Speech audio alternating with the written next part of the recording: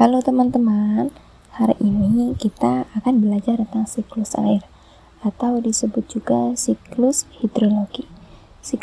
Siklus air adalah perjalanan air di bumi dari laut, sungai, dan danau naik ke langit lalu turun ke bumi. Seru kan? Yuk kita pelajari bagaimana air bisa terus berputar tanpa henti. Apa itu siklus air? Siklus air adalah proses alami di mana air terus bergerak dari bumi ke atmosfer dan kembali lagi ke bumi. Air bisa berubah bentuk dari cair menjadi gas, lalu jadi cair lagi. Proses ini terjadi melalui beberapa tahap, yaitu penguapan, kondensasi, infiltrasi, limpasan, dan transpirasi. Yuk kita bahas satu persatu ya. Setelah itu penguapan. Penguapan terjadi ketika air dari laut, sungai, atau danau dipanaskan oleh sinar matahari. Air tersebut berubahlah menjadi uap air dan naik ke langit. Proses ini seperti saat kita menjemur baju, yang dimana air baju itu menguap karena panas matahari, lalu baju menjadi kering. Begitu juga air di bumi. Setelah itu kondensasi. Setelah air menjadi uap dan naik ke atas, udara di langit lebih dingin.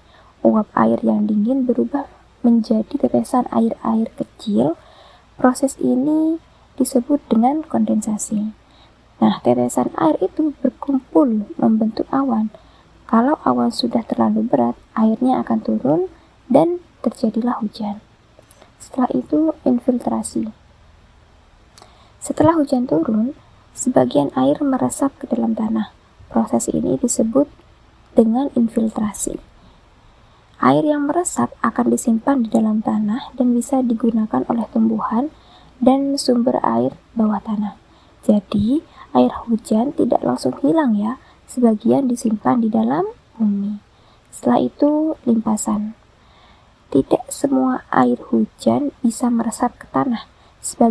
Sebagian air akan mengalir di permukaan tanah, menuju sungai, danau, atau laut. Inilah yang disebut dengan limpasan.